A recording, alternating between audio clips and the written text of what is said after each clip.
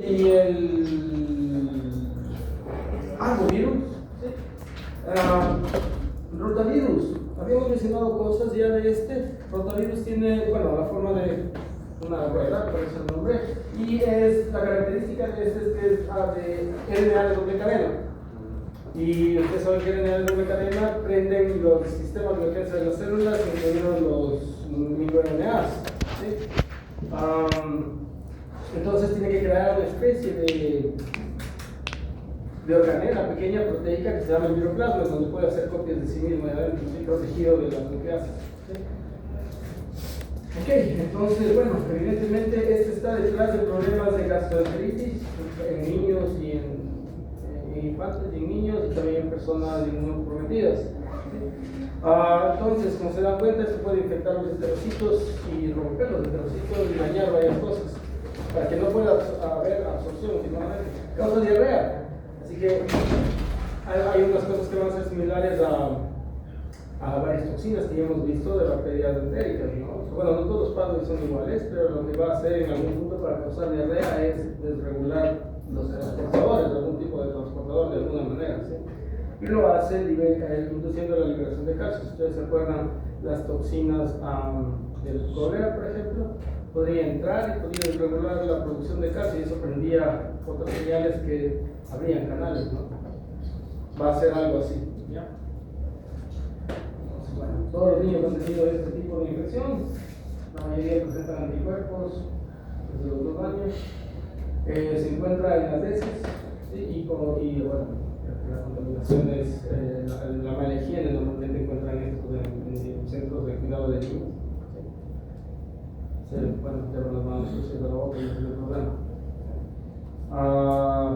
Puede ser, la diarrea puede ser severa y puede causar incluso riesgos de muerte porque va a destruir, o sea, la diarrea es intensa, pero no solo hace que salga el líquido, sino que va también a destruir los enterocitos, dosis. Entonces va a terminar dañando toda la zona, ¿sí? No va a ir a absorción de nutrientes eventualmente. Ecuación rápida. La estructura es segmentado, entonces, como pueden darse cuenta, el rato que se arma pueden combinarse pequeños segmentos, ¿sí? Y generar en este caso nuevos, le dicen grupos, tipos. Como ven ahí, son moléculas de doble cadena, pero es de ARN. Entonces, si es de doble cadena, tienes uno que es sentido positivo y uno que es sentido negativo. Esta cosa está envuelta en 3 capas proteicas. Entonces le dicen la triple capa. Si ven la parte de afuera, tiene esas proteínas BP8, 5 y 7. Esas van a ser las que van a ayudar a infectar la célula. No tiene envelope, no tiene membrana. Cuando se sintetiza en el retículo endoplasmático tiene una membrana, pero el rato que sale por exocitosis pierde esa membrana. Entonces lo que sale fuera de la célula es solo cápside, con las BP ahí. Esas van a ser las que se agarran de diferentes receptores, ya vamos a ver eso. Vamos a ver también que una vez que entra, se forma el endosoma.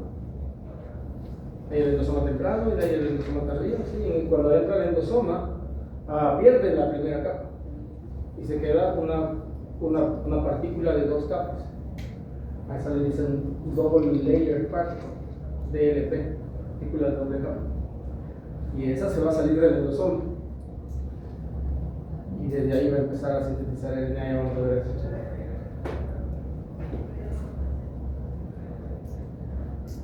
Ven ahí que se junta a algún receptor, entra por endocitosis, luego se logra salir del endosoma y de esta partícula que es la DLT, si le ven un ladito dice double layer particle, porque el rato que se sale del endosoma pierde la primera capa, recuerden que eran 3 de un principio, y desde ahí empieza a hacer transcripción. Se va a empezar a producir RNA, porque lleva una enzima. ¿Qué enzima lleva? La ADN.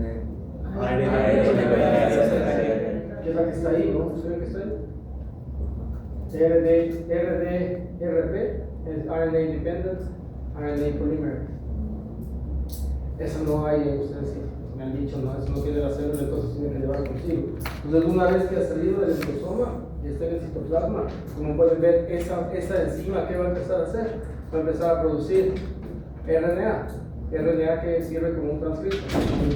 va a ser traducido por el ribosoma, sí, que es lo que están viendo ahí. Y esas que van a empezar a hacer, ya vamos a ver lo que se llama el viroplasma. Van a empezar a hacer las proteínas que van a crear esta especie de organela. Y dentro de eso, ¿qué va a pasar? Se van a mandar RNAs y se va a hacer ahí adentro la RNA, la dependiente de RNA, la dependiente de ARN, y va a hacer copias de ahí. Ahí va a ser las de doble cadena en el viroplasma. ¿Por qué en el viroplasma? Sí, para escaparse del sistema inmune, ¿no? De la defensa de los microRNA. Y luego ese viroplasma está pegado al retículo endoplasmático. Entonces dentro del viroplasma se forma el double layer práctico y se va a ir hacia el retículo endoplasmático, donde va a adquirir la tercera capa. Luego se va a hacer hipocitosis. Hay otros slides más con mejor definición. La polimerasa que ya le mencionamos, ahí está lo de RNA de interferencia, que ustedes ya saben por qué. Ok, empieza a hacer proteínas, el retículo endoplasmático, que es lo que les conté. Ok, aquí tenemos las proteínas virales, que ustedes ya han dicho. Y evidentemente ustedes se dan cuenta de, bueno, una pregunta que tenía que emerger, espero que no hayan hecho eso para que lo asumieran, por tanto, que elige la transcripción y que empieza a hacer proteínas. Alguien le había preguntado, y se roba CAP también, que si no, ¿cómo hace? Claro, se roba CAP. Y la parte de la polimerasa, el complejo de la polimerasa, como es, tiene varias subunidades. Una de esas es la del capping. Ya saben por qué, porque si no se roba el CAP, no hay manera de traducir. Ahí ven el spike, ven el 6. El 6 es importante porque es el antígeno que sirve para clasificar los grupos. Entonces, en este tipo de virus hay los grupos, grupo A, B, C. ¿Y qué antígeno usan para qué proteína usan para clasificar? Esa, BP6. A esa también están tratadas de dirigir las vacunas, a esa proteína. Tiene una glicoproteína de superficie que es la BP7. ¿En dónde se sintetizó eso? En el retículo endoplasmático. Eso quiere decir que esa proteína, o sea, ese mensajero debe tener información para que la primera parte de la proteína tenga un pérdida de señal, ¿no? Al llevar el ribosoma al retículo endoplasmático, se sintetiza ahí. Se bloquea la señal del interferón. Ustedes saben que el interferón es la defensa contra los virus y pueden prender nucleasas o pueden también bajar la tasa de traducción, inhibiendo los factores de elongación de la traducción. Pero ¿cómo es la respuesta del interferón? El interferón es una citoquina, ¿no? Que se expresa, sale por exocitosis y va a llegar a los receptores. El señalamiento por citoquina, ¿se acuerdan qué tipo de quinasa era? Tenían un nombre particular. ¿Cómo? No, el receptor, yo estoy hablando del receptor. No, eso es la impresión. Esto mismo de biología molecular, cuando vimos las. Tenía un nombre que estaba asociado a un dios griego, a un dios romano. ¿Qué tipo de. La que por el doblado, ¿verdad? Sí, Janus. Janus, por llamar y Janus. Quinasa Janus, Quinasa Janus. Jack. Para que los que no oyeron esa historia, bueno, hay unas proteínas que, bueno, son receptores. Esos son ejemplos típicos de la prolactina y las citoquinas. Estas existen como monómeros. De rato que lleguen llegando se juntan y se fosforilan entre sí. De rato que se fosforilan permite que se crean docking sites, se les dice. ¿Sí? Estas tirosinas son tirosinas quinasas, si se acuerdan, ¿no? Estas tirosinas se quedan fosforiladas y permite que moléculas de señalamiento lleguen ahí y se peguen. Por eso les dicen que se crean en el docking site. Se pega ahí y estas se fosforilan. Los factores que llevan la señal de las YAG se llaman STAT, Signal Transducers and Activators of Transcription. Vimos también en molecular que debieron haberles dado en inmunología, porque si no, ¿cómo estudiaban los señalamientos aquí en inmunología? ¿Sí? Entonces, ¿qué pasaba? Se juntan, se fosforilan el STAT y el STAT se va al núcleo y actúa como un factor de transcripción y prende la expresión de las citoquinas inflamatorias. El RAS es como otra cosa. Sobre como También la otros- vida y la RAS está. sí, pero esas son las del nitrógeno. Esos son los growth factors, por ejemplo. ¿Te acuerdas que ya actuaban las MAPK? Que eran Nitrogen Activation Factor. Ok, lo del nombre que estábamos mencionando, para los que no sabían eso, ¿no? Estas quinasas tienen el nombre de Janus, las quinasas Janus, y Janus es el dios griego, dios romano de las puertas.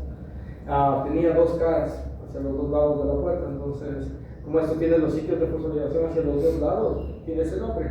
De ese nombre deriva el primer mes del año, porque vea los dos lados, el pasado, entonces, bueno, enero, en las lenguas romances llanero, yo bien francés, en inglés se mantiene January. Esas son las que activan esta cosa. Entonces, al punto que quería ir, esa proteína que ven ahí, la 1, se puede dealistar. Si se acuerdan que el interferón llegaba, se activaban las quinasas, y la quinasa iba a prender el STAT, y ese STAT es Signal Transducer and Activator of Conscription, es un factor de transcripción que se va al núcleo, pero esa cosa de ahí se secuestra, ya no hay señal del interferón, entonces no se puede defender, bloquea el interferón. Y si se han dado cuenta, muchos de los virus tienden a tener proteínas que hacen eso. Esa es el arms race que hay con el sistema de defensa, ¿no? Y bueno, la otra también se une a ARN, la 3 baja la síntesis de proteínas, la 4 es una enterotoxina. Esa nos interesa porque esa es la que va a desregular y va a causar los síntomas que van a hacer que te des cuenta que está infectado por un virus, ¿no? Ok, ahí están los segmentos, los genomas segmentados. Y como ven ahí, en el segmento 11 tengo un mRNA que tiene información para hacer dos proteínas. ¿Cómo se le decía eso? Es un término técnico, pero no se acuerda. Cuando tiene información de hacer una proteína se le dice monocistrónico. Y habíamos dicho en molecular que los DNA bacterianos son policistrónicos porque tenían varios genes. Generalmente están arreglados en operones, tienen un promotor con varias genes, ¿no? Y producen un solo mensajero con varios genes, ¿no? Policistrónico. Entonces, el segmento 11, como ven, que es un RNA policistrónico porque tiene información para hacer dos proteínas, la 5 y la 6. ¿Cómo puede hacer eso? Expresión alternativa. No puede hacer splicing alternativo porque no se va al núcleo. ¿Sí te das cuenta? Porque el otro se puede ir al núcleo sin problema porque es un RNA de una sola cadena y no le va a atacar ninguno de las defensas. ¿Ah? Se queda en citoplasma. No. Unos tramposones, esos que se combinaban. Esta cosa es una cosa que, bueno, no sé si vimos en biología molecular, no creo que se mencionaba ahí, pero hay una cosa que se llama leaky initiation. O sea, si ustedes se acuerdan, en la traducción empieza con el CAP, y en bacteria hay una cosa que se llama Shine-Dalgarno. En eucariotas no hay Shine-Dalgarno, hay una región que se llama región Cossack, pero que es algo análogo al Shine-Dalgarno. ¿Sí? Entonces, eso le permite al ribosoma agarrarse eficientemente del RNA. Eso tiene dos codones de inicio, ¿se dan cuenta? Hay un codón de inicio para la 6 y un codón de inicio para la 5. Primero está la de la 6 primero está la 5 y ahí está la 6. Entonces hay un codón de inicio, un AUG para la 5 y después de ahí un AUG para la 6. ¿Sí? Entonces el ribosoma, el primero, no es tan eficiente esa región cosa, entonces es leaky. El ribosoma se puede agarrar y puede empezar a traducir, pero se puede soltar y seguir traduciendo lo de acá. Entonces hay algunos ribosomas que van a traducir, van a agarrarse de aquí, se sueltan y pueden traducir el otro. Y hay otros que solo van a traducir el 5. ¿Sí? A eso le dicen leaky initiation of translation. Un concepto similar vimos en biología molecular que se llamaban genes. ¿No se acuerdan?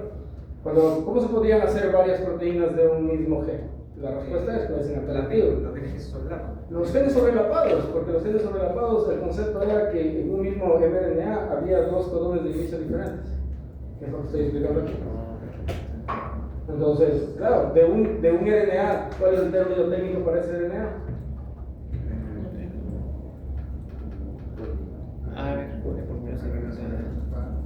¿Cuál es la característica del RNA del segmento 11?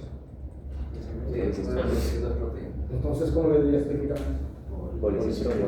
Ok, el RNA policistónico. Como genera dos proteínas, en este caso es genes sobrelapados. Puede utilizar el codón de inicio del 5, pero también puede utilizar el codón de inicio del 6. Entonces, de un RNA puede hacer dos proteínas. En el otro caso es splicing alternativo, pero para splicing alternativo tenemos que estar en el núcleo, porque el virus no trae su espliciosoma. ¿Quién le roba el espliciosoma? A las células, y eso solo está en el núcleo. Ahí hay algún material para alguna pregunta, no está muy confusa esa de que trataste si es una que me espliciosoma, hay material ahí para hacer una de esas de opción múltiple. Ok, pero si yo la explicación no habría que confundir. Si vamos a decir splicing alternativo, ¿qué tiene que haber de seguro de por medio? El núcleo. Entonces, si tu virus no está en el núcleo, si dice splicing alternativo, no es esa respuesta. Ok. Entonces, miren, la 4 y la 7 permite que se aliene, si oímos delta, por endocitosis se pierde la parte más externa, tenemos el DLP, el double layer particle, y desde ahí se empiezan a hacer los RNAs. ¿Sí? Porque la RNA polimerasa se puede robar CAP, si puede agarrar RNAs que están en el citoplasma, quitarle el CAP y empezar a hacer los de ella, ¿sí? Los del virus. Hacen las proteínas y como ven, la no estructural 2 y 5 empiezan a formar lo que se llama el bioplasma. El bioplasma es una estructura como una especie de cápside. ¿Qué es la cápside? Es como la pequeña organela proteica, ¿no? Pero es algo que sale de la célula.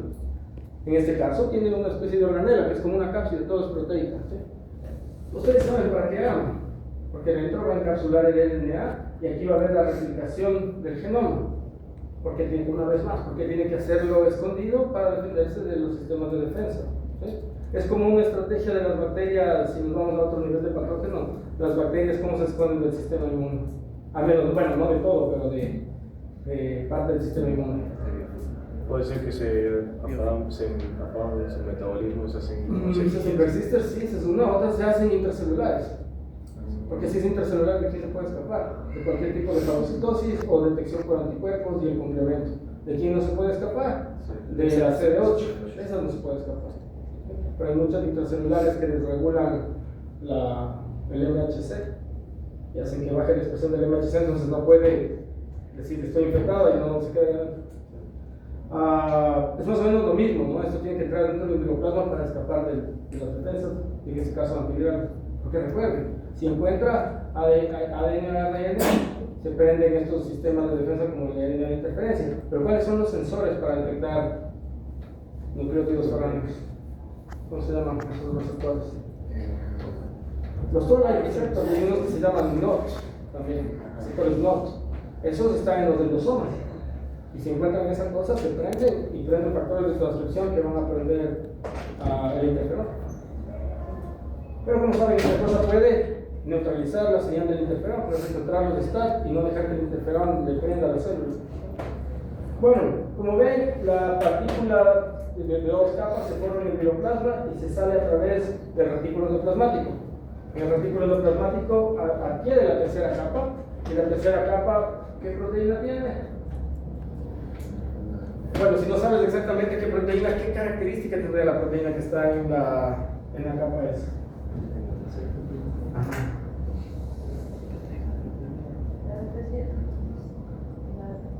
¿Qué característica tiene? Es una glicoproteína. La glicoproteína se hace en el retículo endoplasmático rugoso, que es lo que está ahí, REE, entonces ahí se va a sintetizar esa glicoproteína, embebida en una membrana, pero luego esa membrana se pierde. Si ven que ahí dice pérdida temporaria del embrio, se sale y ya solo es la cápsula.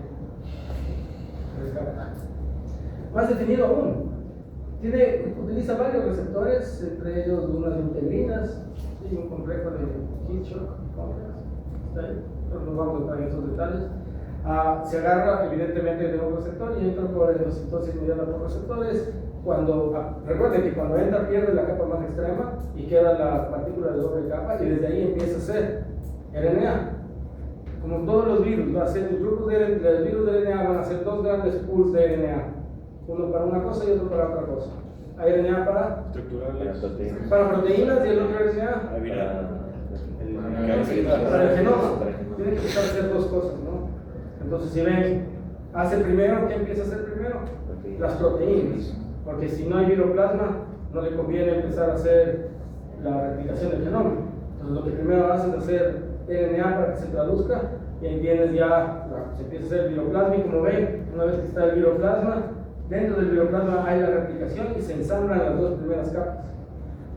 Si ven quién está en el retículo endoplasmático, la que va a ser la 7, BP7 se le ve en amarillo ahí, para sintetizar aquí, ¿sí? Tiene que ser en el retículo endoplasmático, porque tiene que estar glicosilada, y eso solo sucede ahí, ¿verdad? ¿Sí ven dónde está? Esta cosa interactúa con el BP7 y sale, y ahí adquiere la tercera capa, ¿sí? Okay. Luego va a salir por esa situación. ¿Qué otra molécula sintetizó en el retículo endoplasmático? ¿Qué otra proteína sintetizó en el retículo endoplasmático? La 4. ¿Y la 4 qué era?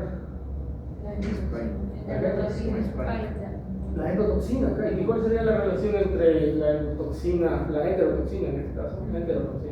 La enterotoxina y que se sintetiza en el retículo endoplasmático. Que esta parte de la estructura también, pues, tiene que...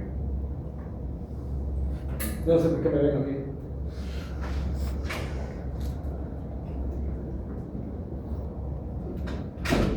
Te regula la... ¿Qué? Los canales iónicos. ¿Qué? Los canales iónicos. Yo no le digo que nadie me quiera ver.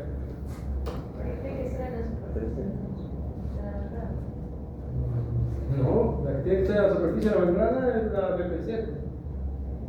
¿Cuál es la relación entre la enterotoxina y que la enterotoxina se sintetiza en el retículo endoplasmático?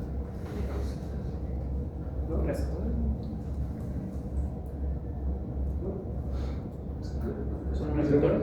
¿No? ¿Se ven? Que no se pueda, para que no se pueda atacar. Pues yo resolvería esta pregunta pensando en, ok, es una enterotoxina, ¿no? Empezando de ahí. La enterotoxina va a inducir. ¿Qué va a inducir la enterotoxina? Entonces, la diarrea, por mi conocimiento previo en bacterias, es la regulación de iones. Me voy al ejemplo de la transmisión del cólera. Entraba y se regulaba un mensajero secundario que prendía algunas quinasas. ¿Cuál era el mensajero secundario? Creo que era la... Dije hace un rato. ¿Qué cosa? Está clarito ahí. De calcio. Porque son las letras más grandes del slide. Calcio. El retículo endoplasmático se reserva de qué? El retículo sarcoplasmático es una especialización de eso para el músculo. Nosotros habíamos dicho que la toxina del cólera lo que hacía era regular, lo que hacía era abrir unos canales y se metía un montón de calcio y eso prendía cosas. Aquí esa toxina se sintetiza, ¿en dónde se sintetiza? En el retículo endoplasmático para que se haga un hueco y salga el calcio. Y una vez que sale el calcio va a hacer algo similar a lo que hace las toxinas que hemos visto. Bueno, la del cólera es una secreción de iones asociada al CFTR. ¿Se acuerdan del CFTR? Este es independiente del CFTR. Son otras cosas las que se alteran. Pero últimamente es lo mismo, ¿se dan cuenta? Ahora, lo interesante es ver, sintetiza dos cosas directo en el retículo endoplasmático. Sí, el BP7 porque va a ser la parte más externa, pero también la enterotoxina. Una de las razones es para poder sacar el calcio. Y eso me lleva a la diarrea. Eso. Mensajero secundario, ¿no? Calcio. Ok, bueno, justo. La enterotoxina aumenta el calcio. La concentración de calcio, ya tienen una idea de cómo. Puede también llegar a la membrana. Entonces podría viajar, si le sintetizan el retículo plasmático, ¿cómo podría regular el calcio? Primero que hace un hueco y permite que el calcio salga del retículo, pero ustedes saben el camino no secretorio, ¿no? Del retículo endoplasmático sale el vesícula y se va a Golgi.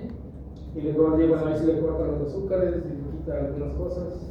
Y de ahí se va en vesículas, ¿a dónde? A la membrana. Y en la membrana también puede hacer lo mismo, puede hacer que el calcio entre. La cosa es aumentar la concentración de calcio en el citoplasma. Entonces, por eso dice aumenta la permeabilidad del calcio tanto en la membrana celular como en el retículo, ¿sí? En el ribosoma se hace todo eso, se hace para hacerle la toxina. Y ya una vez que se hace, sale el signal recognition particle que se une con el RER, ahí ya solo puede salir y actuar la toxina. O sea, ya, Sí, cuando, tiene que ya sintetizar. cuando se une el RER, ahí ya puede actuar la toxina. La toxina, sí, o sea, mira, tienes el signal recognition particle, tienes el péptido ese, y viene ese que se llamaba SRP, le agarra al ribosoma y le lleva al retículo endoplasmático.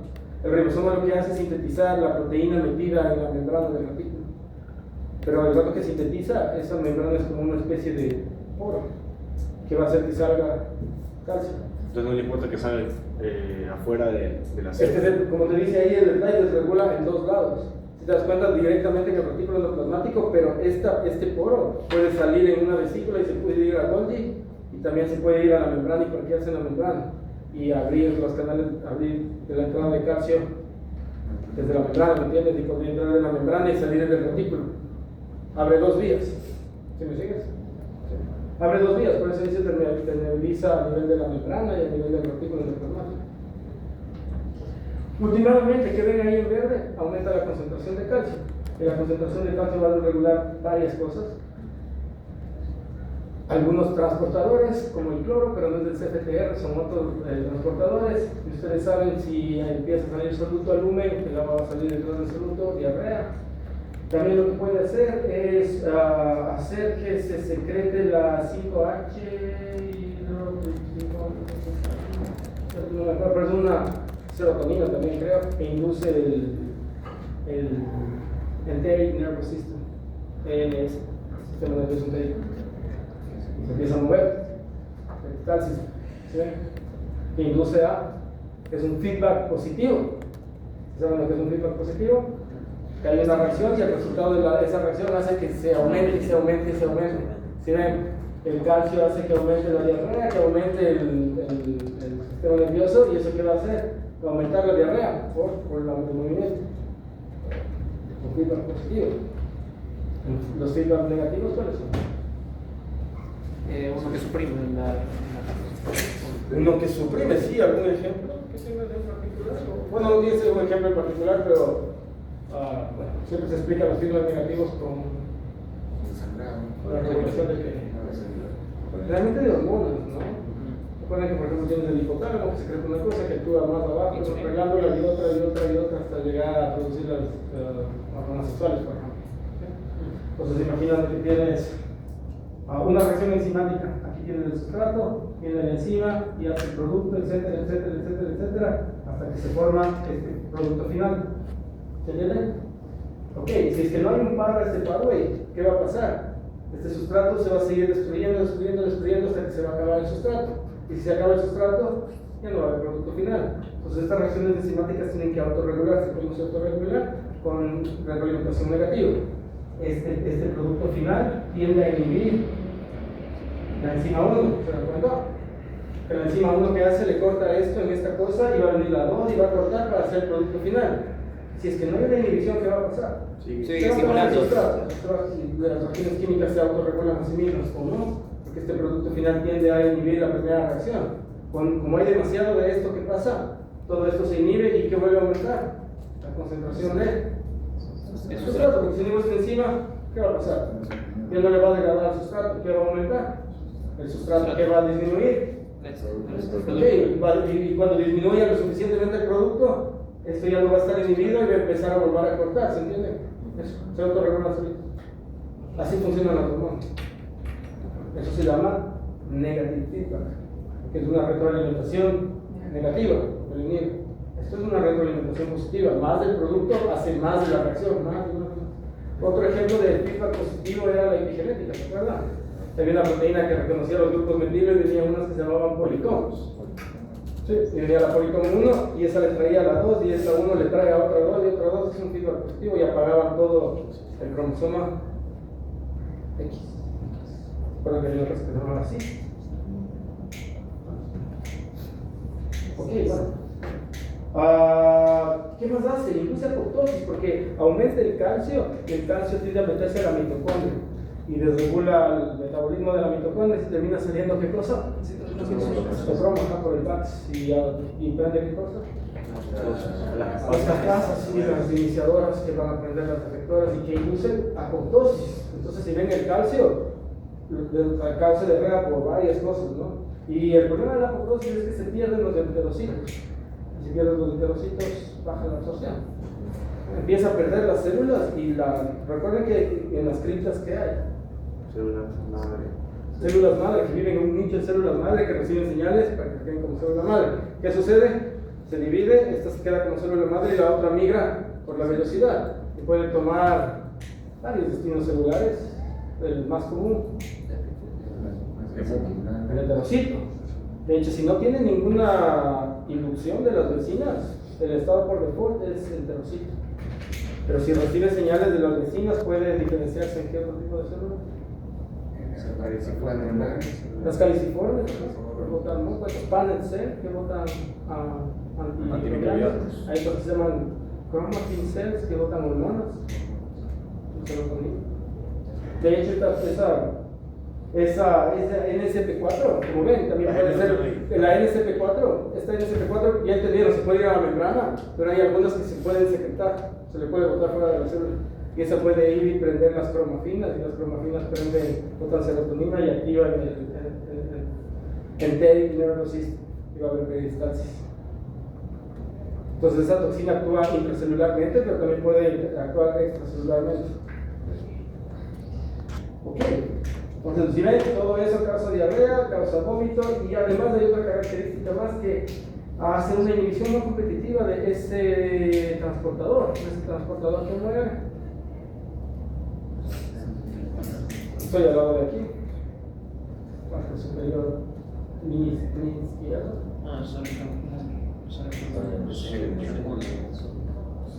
¿Qué crees que es SGLT? Sodium glucose transporter.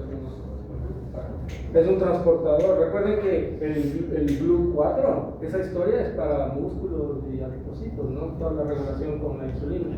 En la neurona entra diferente, ahí hay una puerta que siempre está abierta y todo el azúcar está entrando sin ningún impedimento. Necesita un normal.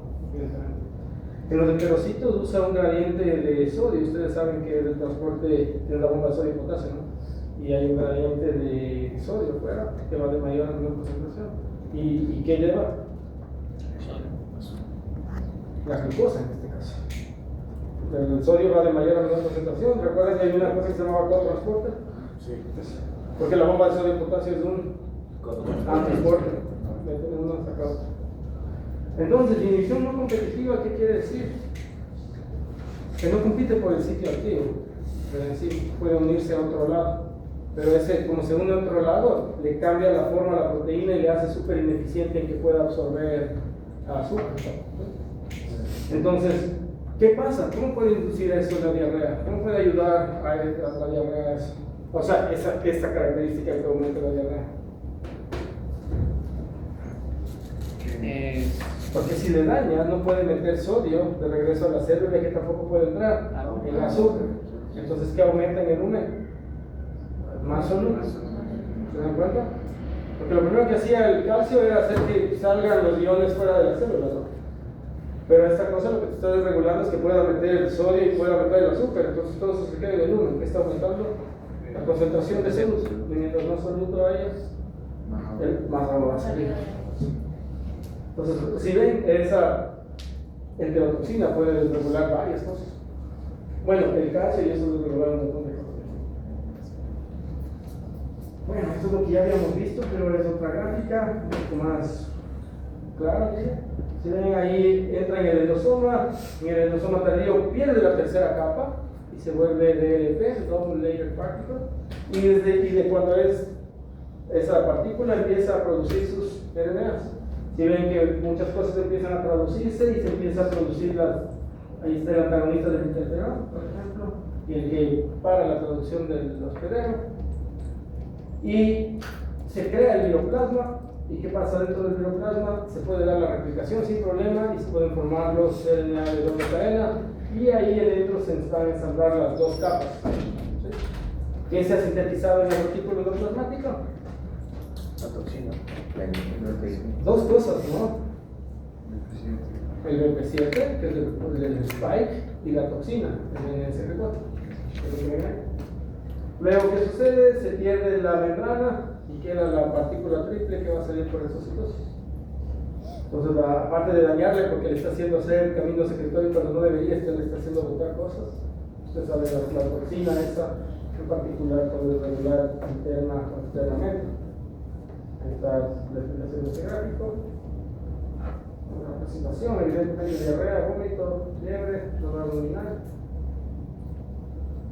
Complicaciones puede ser la deshidratación, evidentemente. Puede causar la muerte en algunos casos. Es altamente infecciosa, sí, no necesitas muchas partículas que te entren para que te lleguen a tener los síntomas. Había una bacteria que tenía esa característica, ¿se acuerdan cuál? No necesitabas mucha bacteria para que ya... Sí, pues sí, es exactamente patogénica, no necesitas mucha shigella ya para que te haga, que cause problemas. La vacunación está dirigida a la BP6. Justo ahí está la BP6, es la, aparte de la que sirve para las vacunas, es la que sirve para crear los grupos. Entonces está dividido en grupos basados en el BP6. El grupo más problemático es el grupo A.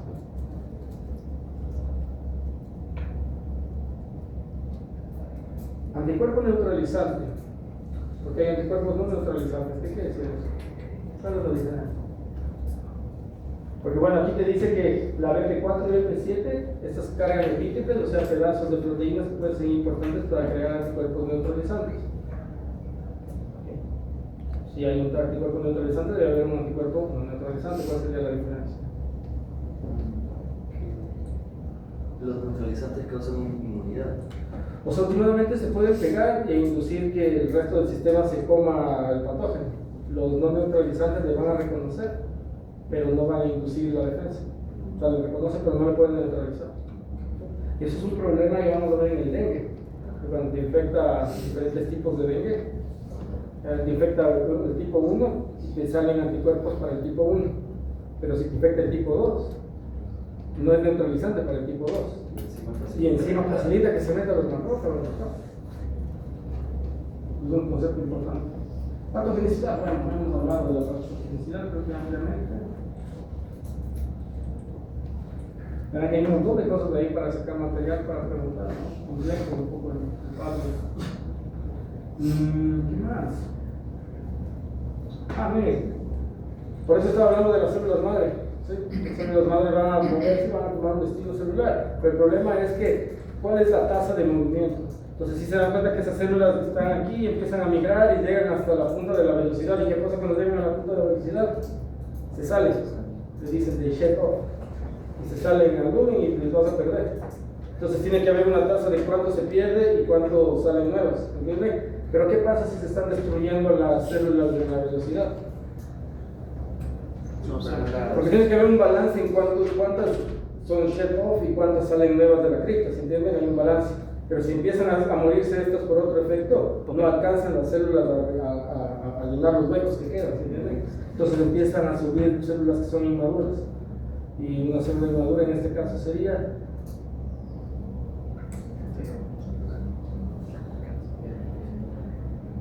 Porque una célula madre le podría decir que es inmadura, ¿no? Pero ustedes se acuerdan que vimos epigenética, ¿no? Biología molecular, y que las células todas, al principio todas son totipotentes, ¿no? Y luego van perdiendo la capacidad esa, luego son multipotentes, etcétera, etcétera, etcétera. Entonces, por ejemplo, estas células, las células madre de aquí, solo van a dar lugar a un grupo limitado, las del epitelio intestinal, que no van a ser neuronas, por ejemplo. Entonces ya tienen un patrón epigenético para eso, ¿sí? Pero si yo cojo, pero de esta célula pueden salir un enterocito o una célula calciforme, pueden salir dos cosas. La diferencia es qué proteínas expresa la una de la otra. ¿Por qué una célula es diferente de la otra? Por las proteínas que producen, evidentemente, el proteón que tiene, eso le hace diferente. Porque de ahí tiene membrana y núcleo, etcétera. Porque las de la 1 diferentes son las proteínas. ¿Y cómo les detecto? ¿Con qué método puedo detectar? Western blot. Esas son proteínas, yo te digo células. Citometría de flujo, correcto, la citometría de flujo que usa anticuerpo contra los antígenos. ¿Y qué son los antígenos? Las proteínas de membrana. Pero como dicen ustedes mismos ahorita, las células que van a tener diferentes proteínas de membrana, porque tienen diferentes identidades, porque son diferentes proteínas, entonces puedo detectarlas con diferentes anticuerpos. Y eso es lo que hacía la citometría de flujo. Ponía anticuerpos que tenían diferente fluorescencia y le metía por una lámina. O sea, pues como una gota que va cayendo y le va disparando, puedes encontrar la célula. Entonces el problema es que es una célula inmadura. Que se dan cuenta que la célula que está en la cripta no es un enterocito aún. Entonces, ¿qué no expresa? No expresa todos los transportadores que tiene un enterocito. Porque aún no es un enterocito. Esos genes están apagados, ¿no? El rato que ya madura, esos genes se expresan y ya puede hacer todos los transportadores y trabajar como ¿qué? Como enterocitos. Pero si no logra madurar, no tiene completos. Entonces la definición de una célula inmadura es que no tiene todos los receptores y no puede hacer trabajo de un enterocito. Aún no es un enterocito. Entonces la vellosidad se queda llena de células inmaduras ineficientes. No puede absorber un texto.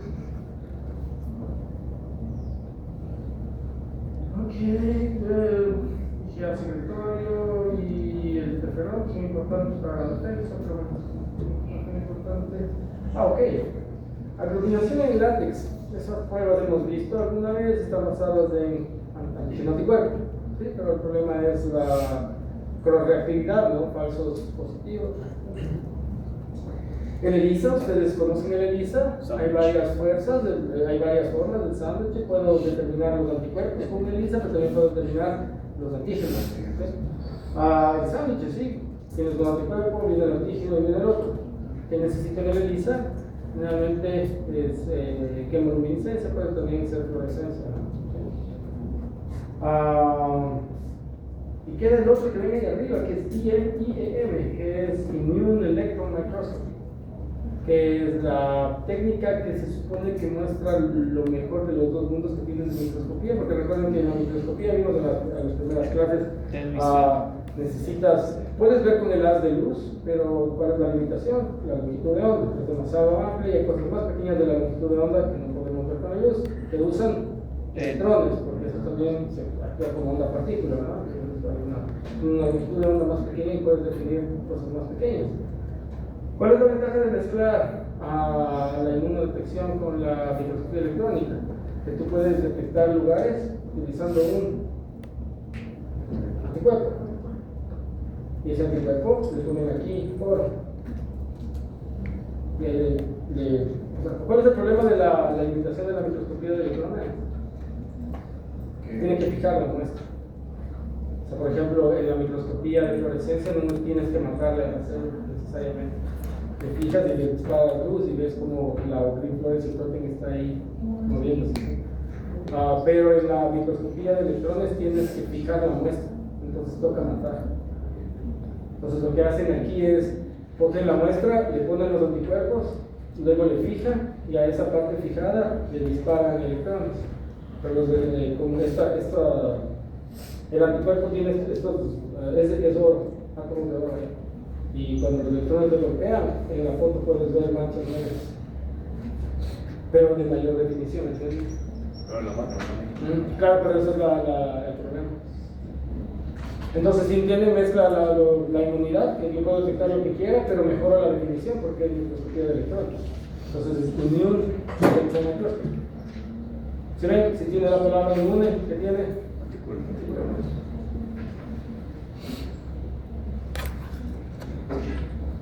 Bueno, el genotipaje. ¿Qué es el genotipaje? Es un gen de la base que todos deben conocer. Entonces, lo que hay que hacer es amplificar la BP6. ¿Y qué haces con la BP6 después? ¿Nunca vieron eso? ¿Nunca? ¿Para el genotipaje? ¿Qué hago con la BP6? Que si ven, eso es un gen de la base. Entonces, ¿qué quiere decir? Que amplificó algo. Sí. ¿Ya? Entonces, amplificó en este caso, por ejemplo, la BP6. ¿Y qué hago con esa secuencia? Comparado. La amplifico, le hago la secuencia y luego le comparo con otras y se arman esas cosas que se llaman los árboles filogenéticos. ¿Han visto esos árboles filogenéticos? De ahí me dice las relaciones que hay con las otras cosas que yo le compare. Entonces con eso yo puedo estudiar la evolución de los antígenos, por ejemplo. ¿Y para qué me sirve estudiar la evolución de un antígeno? Como salud pública. Para saber los... Para las vacunas, claro. Porque si no estudio la evolución de los antígenos, no me voy a dar cuenta de cómo se están adaptando a las vacunas. Y eventualmente, ¿qué pasa? Mis vacunas no van a ser eficientes ya. Pero ¿cómo hago ese surveillance, si se quiere? Siguiendo genotipaje. O sea, bueno, no solo PCR, recuerda que PCR solo estoy haciendo una copia, ¿no? Pero yo necesito saber exactamente la secuencia.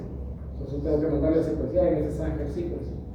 Entonces lo que hago, informáticamente le unen con las secuencias que quieras comparar. Y la lógica es fácil, ¿no? Si se parecen más las secuencias, quiere decir que están más relacionadas. Si son muy diferentes, eso quiere decir que están súper separadas y que tuvieron un ancestro común mucho atrás en el tiempo.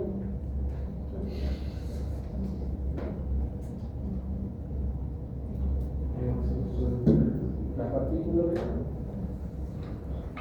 el diagnóstico es con ELISA, hemos visto eso, y se le debe caracterizar con reverso transcriptasa. Evidentemente, ustedes saben por qué reverso transcriptasa, que es un virus de RNA, ¿no? Cuidado, no se confundan ahí, siempre que es de RNA y que existe reverso transcriptasa. Y estos son los vacunas, pero bueno. Arbovirus, eso quiere decir arthropod-borne virus, o sea que los virus están en los artrópodos, los vehículos. Están relacionados con un montón de mosquitos, garrapatas, entre otras cosas, y el problema es que tienen un ciclo de vida ahí adentro, luego terminan en la saliva generalmente, y cuando te pican, bueno,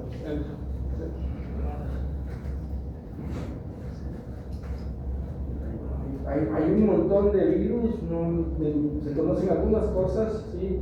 El problema es que muchos de estos son bastante mortales, entonces suceden como outbreak, como por ejemplo el ébola, el chikungunya ese que hace, el virus del Zika también, todo eso. Entonces aparecen como outbreaks, causan un montón de problemas y luego desaparecen.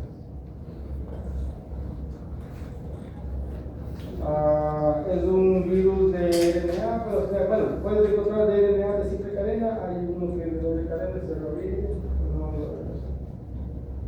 causa fiebre, pero el mayor problema es la hemorragia, ¿sí? el dengue, la fiebre hemorrágica que puede terminar en shock. La hemorragia ustedes entienden que yo creo, es la hemorragia y no solo lo que sucede es que ahí hay la cascada de citoquinas, ya se pierden todas las citoquinas y ya superinflamación. Solo información, no me voy a preguntar nada de esto, ¿verdad? Solo ejemplos, ¿no? Ok, el dengue del Sahiri, que es ahí en Sudáfrica, creo por ahí. Ese es el nombre original, y de Gateco, del nombre. Y existen 4 serotipos. Ustedes saben que la clasificación está basada ahí por anticuerpos y serotipaje. 1, 2, 3, 4, y eso está relacionado con lo que hablamos hace un rato de los anticuerpos neutralizantes. Entonces, infecta el 1 y sobrevives, haces anticuerpos contra el 1. Si te vuelve a infectar el 1, tienes anticuerpos neutralizantes contra ese 1, pero si te infecta el 2, esos anticuerpos no solo no te neutralizan, sino que le facilitan al virus meterse a los macrófagos y a las células dendríticas. Y si están metidos en las células dendríticas, pueden viajar, y los macrófagos pueden viajar alrededor, ¿no? Sí.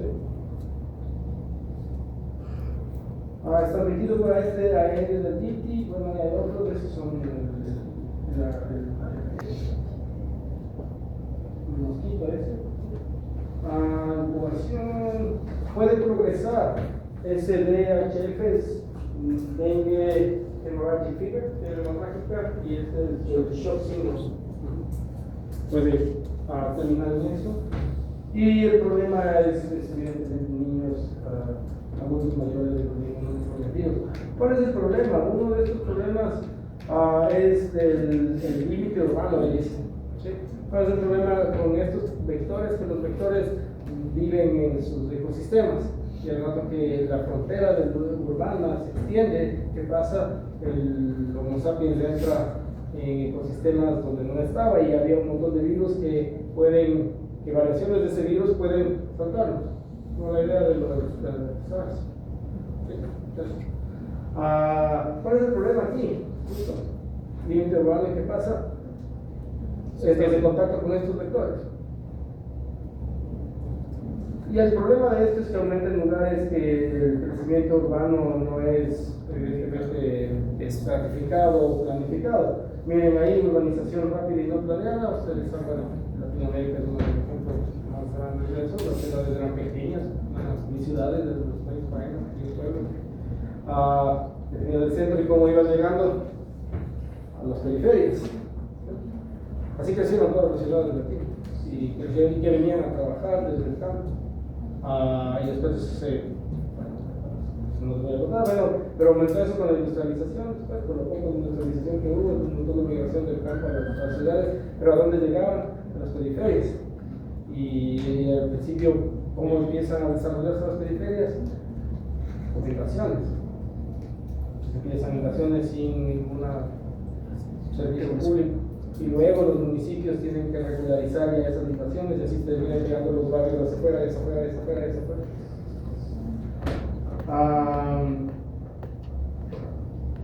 Entonces, ¿cuál es el problema de eso? Estás entrando a nichos que normalmente no entrarías. El cambio climático. Miren, ahora ya se supone que estamos pasando por los efectos del cambio climático, ¿no? O sea, se suponía hace 5 o 6 años se decía, si sigue el problema, vamos a tener temperaturas súper altas, pero ya está pasando. Aquí en Europa tienen 40 grados, ya van 3 semanas de canícula, ahí 38 grados y no sé qué calor. Eso ya lo están considerando como ya los efectos del cambio climático. Bueno, ustedes saben que el cambio climático se ha dado por varias razones. El problema de esto es que la influencia antropogénica, la contribución a los gases de efecto invernadero de las personas ha aumentado los ciclos. Porque siempre hay calentamiento. Recuerden que el calentamiento ayudó a que antes de que se caliente se cruzaron por Bering para formar la América, y después se calentó la tierra y se desvió todo y se cortó el camino. Pero en este problema, ahorita el problema es, por ejemplo, el dengue no es un problema en lugares cálidos, porque el huevo puede crecer en agua estancada, ¿no? Los monstruos pueden crecer ahí. Entonces, es un problema el dengue aquí, pero por ejemplo en la sierra no es tanto problema, porque la temperatura no da para que los huevos produzcan los monstruos. Entonces, estamos pasando problema ahí. Pero ¿qué pasa con el cambio climático? Que esa frontera se va a ir para arriba. Van a subir las temperaturas y van a encontrar casos de dengue donde no encontraban antes, porque ahora como es más caliente, los huevos se pueden reproducir ahí.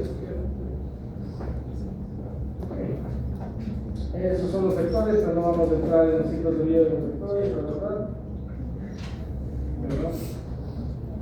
Este de aquí, miren, es un virus de ARN de sentido positivo. Tiene 8 related regions. ¿Ustedes se acuerdan de las 8 related regions? El 5' y el 3'.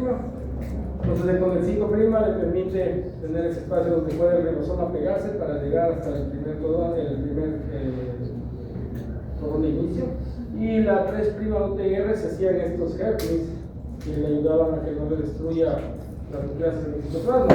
Como ven, como todos los virus, esto se va a clasificar en 2 grandes grupos: proteínas estructurales y proteínas no estructurales. Y un escápside, membrana y envelope. Si ustedes miran las no estructurales, miren la número 3. Dice proteasa licasa y trifosfatasa. ¿Para qué usaría una proteasa? Para los No, Las polimerasas, algún tipo de... las poliproteínas de existe. Sí, creo que habíamos visto en algunos otros videos, creo. Bueno, vamos a ver después del VIH y de hepatitis. Muchos de estos, como tienen RNAs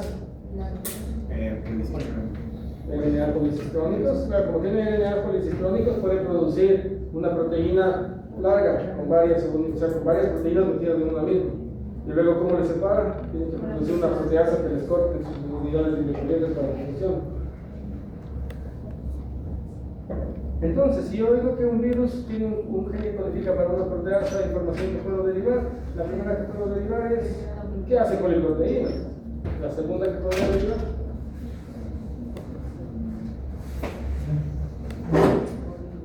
¿Qué biotecnológico importante tendría que ver con la proteasa? Para que si vimos la proteasa. Claro, puede ser un objeto de una actividad, si se me cuenta. Como la primera pregunta de ahora, si yo inhibía la bomba de iones de esa, si inhibía la neuraminidasa, si inhibo una proteasa, no puede procesar las poliproteínas y no pueden funcionar porque no se separan. El molecular vimos uno así, virus. Vimos de biología molecular la hepatitis B y el VIH, hace cuando se utilizaba proteasa. ¿Qué más? ¿Por qué tiene una función eficaz?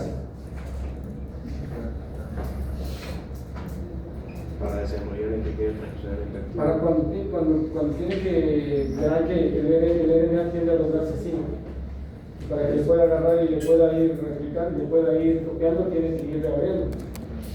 Necesita una actividad. ¿Qué sea de eficaz?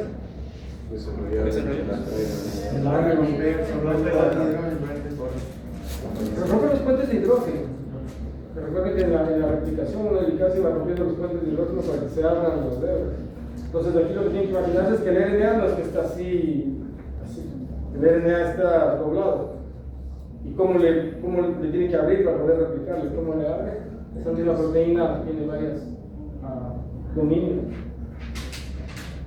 Y el RNA trifosfatasa, eso es un poco menos evidente.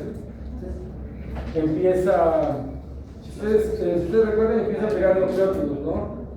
Una RNA polimerasa no necesita un primer. La RNA polimerasa necesita primer. ¿Por qué necesita primer? Porque el sitio activo es pequeño. Entonces solo puede meter un nucleótido. Necesita un nucleótido existente, por eso necesita un primer. Pero la RNA polimerasa es más grande, puede poner dos nucleótidos, no necesita primer. Entonces, pone el primer nucleótido y un nucleótido está hecho de tres cosas. La base nitrogenada, adenina, timina, citosina, alanina, el azúcar, que sería una glucosa, y el grupo fosfato. Entonces el primer nucleótido tiene tres fosfatos en el 5', pero tiene que quitar los fosfatos para luego inducir el CAP. Entonces tiene que cortarle ese trifosfato. Por eso también tiene la actividad trifosfatasa. ¿Sí? Ahorita que estamos ahí, miren la número 5, la no estructural 5. Tiene la función que todos ustedes conocen, esta es la polimerasa dependiente de ARN, pero hace otra cosa más, es una. Entonces es la que hace el robo del CAP. Pero si el primer nucleótido tiene tres fosfatos, no le puede poner el CAP. Entonces necesita romper los fosfatos. Y por eso usa una fosfatasa. Le rompe y ahí sí la otra enzima puede robarse un CAP y metilar su RNA, y con ese CAP le puede engañar a la célula para traducirla. Aquí, bueno, el envelope, la membrana, nada que no conozcan. Cápside del genoma es lineal, el sentido positivo, saben lo que significa. Ok, aquí está cómo se mete las células. Si ven todas esas cosas que están ahí, todos esos son receptores que han visto que puede usar el virus para meterse a diferentes tipos de células, ¿ya? Y aquí, desde acá arriba de las células dendríticas, miren este de acá. Gamma receptores del FC. ¿Qué significa FC? ¿El factor qué? Cristalizable. El anticuerpo. Entonces la macrófagos tiene un receptor para eso. ¿Por qué? Hay una cosa que se llama fagocitosis mediada por anticuerpo. Entonces el anticuerpo ha reconocido el patógeno y vamos a ver esto, la reconoció. ¿Qué tiene acá? El factor cristalizable, y el macrófago tiene un receptor para. Eso reconoce el que hace. Entonces la fagocitosis mediada por.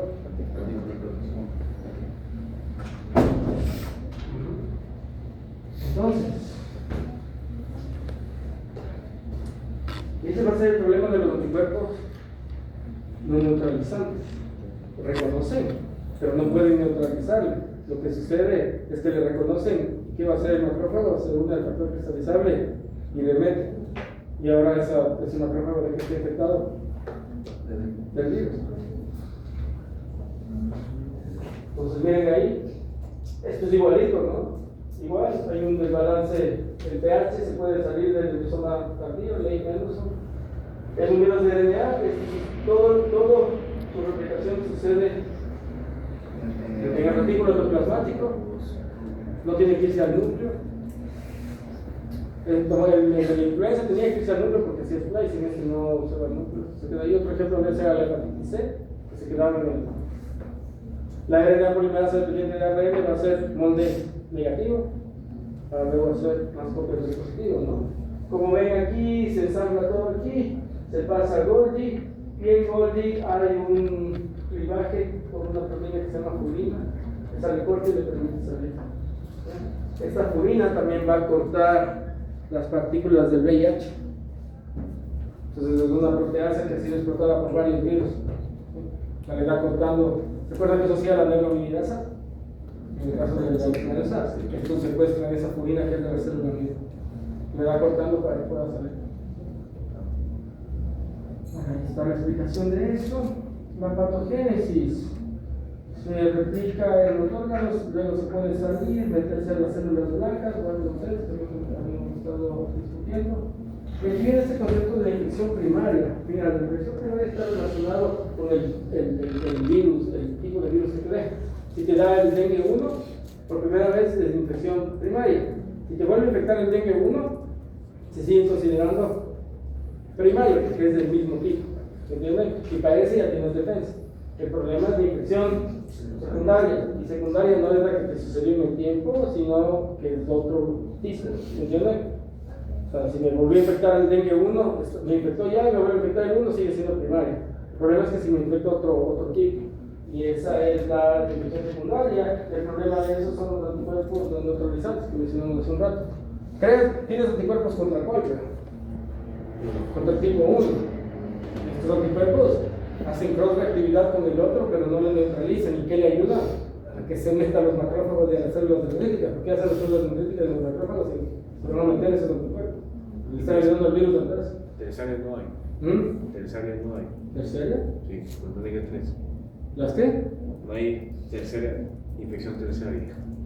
¿Me podrías considerar terciaria si sobrevives? Porque si ya te da el otro, o sea, te sobreinfecta. Como le facilita la entrada. Se entiende que él por sus propios mecanismos se está metiendo, pero le facilita la entrada, entonces tienes el doble de virus dentro del sistema. Es justo producción de anticuerpos no neutralizantes. Facilita la entrada de algunos ciclos. Factores de riesgo. Algunos pueden leer eso.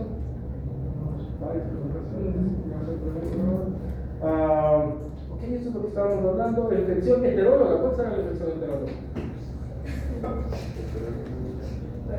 Diferente, hetero es diferente, ¿verdad? Entonces, la infección heteróloga es que te dio. Originalmente te dio el dengue 1 y de ahí el 2, eso sería heterólogo. Si te dio el dengue 1, le diríamos. Homóloga.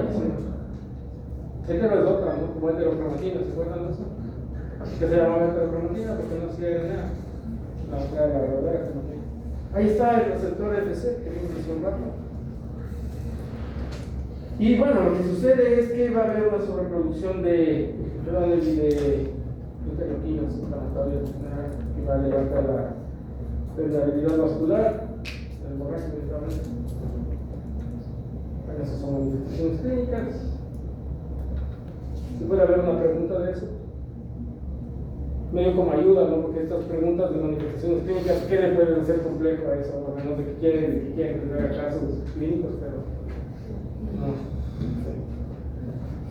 Lo que yo haría es, si estoy estudiando el dengue, estudio la parte molecular, la infección y todo, pero tendría al menos un par de ejemplos de manifestaciones clínicas.